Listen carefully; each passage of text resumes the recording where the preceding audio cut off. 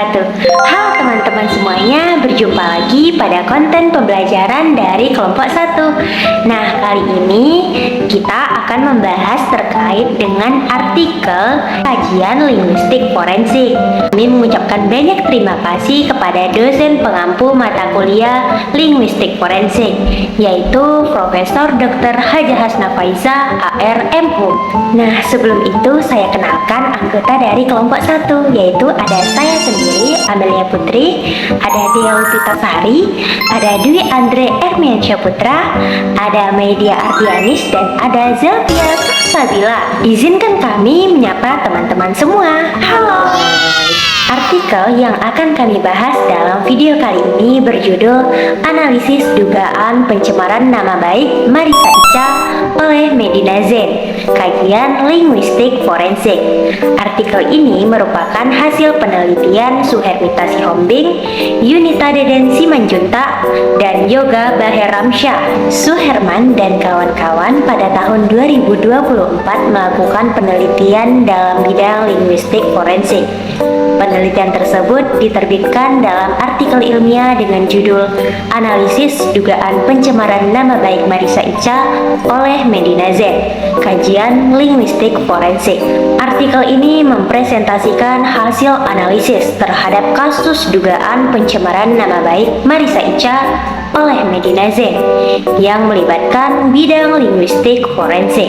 Data-data penelitian ini dianalisis secara deskriptif analitis dengan pendekatan semantik dan pragmatik.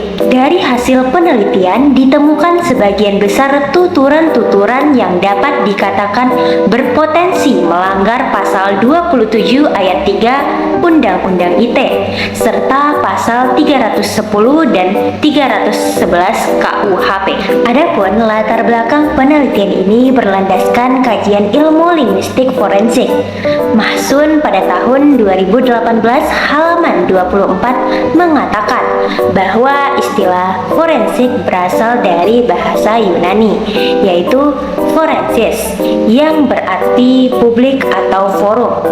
Di sisi lain, MC Menamin pada tahun 2002 menyatakan bahwa linguistik forensik adalah bidang linguistik terapan yang mengkaji secara saintifik bukti-bukti kebahasaan dari suatu tindak kejahatan. Tujuan dari kajian ini adalah untuk menegakkan hukum. Dasar penelitian dari artikel ini adalah kasus penghinaan nama baik artis Marissa Ica oleh Medina Zain yang bermula dari kesalahpahaman dan perseteruan panjang yang tak berkesudahan sehingga kasusnya berakhir pada pengadilan. Penelitian ini bertujuan untuk mencari kebenaran pada kasus penghinaan yang dialami oleh Marissa Ica, juga untuk mengetahui apakah Medina Zain dapat atau tidak menjadi tersangka.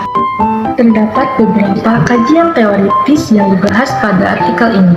Yang pertama yaitu media sosial. Media sosial adalah media online yang dirancang untuk menyebarkan berita, informasi, dan promosi. Menurut Cahyono 2017, media sosial adalah media online yang dirancang untuk berinteraksi, berbagi, dan membuat konten yang meliputi halaman cerita, forum, dunia maya, dan lain sebagainya. Media sosial dapat berupa jaringan pertemanan seperti IG, Facebook, Twitter, dan lain sebagainya. Sebagai forum teknologi mengubah interaksi antar manusia di seluruh dunia, komunikasi menjadi pencapaian interaktif. Yang kedua ada linguistik forensik. Linguistik forensik merupakan cabang baru ilmu linguistik, suatu ilmu multidisiplin karena dalam bidang analisis dibantu oleh bidang keilmuan lain seperti linguistik, hukum, psikologi, masyarakat, dan bidang ilmu lain yang memecahkan masalah perilaku kriminal. Dalam penelitiannya, linguistik forensik mengkaji permasalahan penutur seperti perilaku bicara, gaya berbicara, bahkan tulisan tangannya. Nah, yang ketiga yaitu pencemaran nama baik. Pencemaran nama baik ini dikenal sebagai penghinaan berdasarkan serangan nama baik ataupun kehormatan seseorang yang menyebabkan orang tersebut merasa dirugikan atas perbuatannya dan tidak senonoh dan bertentangan dengan norma kesusilaan dan privasi. Baik teman-teman, di sini saya akan menjelaskan metode penelitian yang dilakukan oleh penulis pada artikel ini. Penelitian ini menggunakan metode pendekatan deskriptif dan analitis dengan menggunakan situs web internet yang dikenal sebagai YouTube. Subjek penelitian ini adalah penghinaan dan pencemaran nama baik artis Marissa Ica yang dilakukan oleh Medina Zain. Pendekatan yang dilakukan pada penelitian ini adalah pendekatan probabilitas. Menurut Broder serta Ross dalam Via Coulthard dan Jackson 2007 halaman 2004, ada dua pendekatan yang dapat digunakan. Pertama, pada probabilitas sebuah hipotesis, yaitu memperkuat bukti yang dianalisis. Misal pada hipotesis bahwa tersangka adalah si penutur atau penulis. Kedua, pada probabilitas bahwa bukti adalah muncul dalam bentuk dan kuantitas di mana hal itu terjadi. Opini yang diberikan berupa dua hipotesis yang yaitu tersangka adalah si penutur atau penulis. Sebaliknya, bukan penutur atau penulis dalam Mintowati 2016. Pengumpulan data melalui analisis karakteristik berbahasa dari tuturan Medina Zain yang menyebabkan penghinaan dan pencemaran nama baik artis Marissa Ica di media sosial, khususnya Instagram, akun pribadi Medina Zain yang diposting oleh orang lain. Memiliki sumber video terlengkap di YouTube adalah metode pengumpulan data dokumentasi yang digunakan dalam penelitian ini. Maraknya penggunaan media sosial adalah salah satu yang bisa berdampak pada kasus pencemaran nama baik. Karena semakin sering kita mengunggah sesuatu, maka semakin banyak pula komentar yang mengarah pada pencemaran nama baik. Menurut KUHP, kasus pencemaran nama baik ini berupa penghinaan atau menjelekkan nama seseorang merupakan salah satu perbuatan tindakan pidana yang diatur dalam pasal 310 KUHP. Salah satu kasus pencemaran nama baik yang dibahas dalam artikel ini yaitu kasus pencemaran nama baik yang dilakukan oleh Medina Zain, yaitu seorang selebgram di Indonesia terhadap Marissa Ica. Nah, dalam kasus tersebut sementara Medina Zain dinyatakan bersalah dan telah melanggar pasal 310 dan 311 KUHP dan pasal 27 ayat 3 Undang-Undang Republik Indonesia tahun 2016 tentang ITE. Dan sementara divonis 2 tahun penjara oleh Majelis Hakim Pengadilan Negeri Surabaya, Jawa Timur. Hal tersebut dikarenakan Medina Zain diperkirakan telah melakukan kejahatan sosial dengan mencemarkan nama baik dari Marissa Ica. Berikut terdapat hasil dari analisis dengar dan catat dari YouTube Anna Sophia Yukin. Dari video tersebut, Marissa Ica menjelaskan bahwa kasus Medina Zain dan dirinya berawal dari saling melapor karena merasa saling mencemarkan nama baik. Kemudian dari YouTube tersebut diberitahu bahwa laporan yang naik adalah laporan yang dilayangkan oleh Marissa.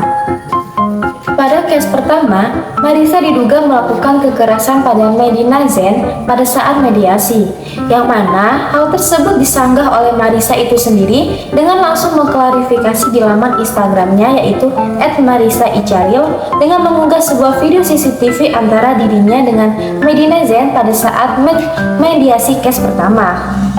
Dalam video tersebut dapat ditemukan data kejadian yang sebenarnya di saat keduanya bertemu untuk melakukan mediasi pada case pertama, yaitu tuduhan kekerasan dan penganiayaan yang dituduhkan Medina Zain pada Marissa Ica saat laporan pertama. Dari hasil CCTV ternyata yang bersalah memang Medina Zain. Berikut adalah gambar postingan Marissa Ica dalam laman Instagram pribadinya yang mengklarifikasi masalah tersebut.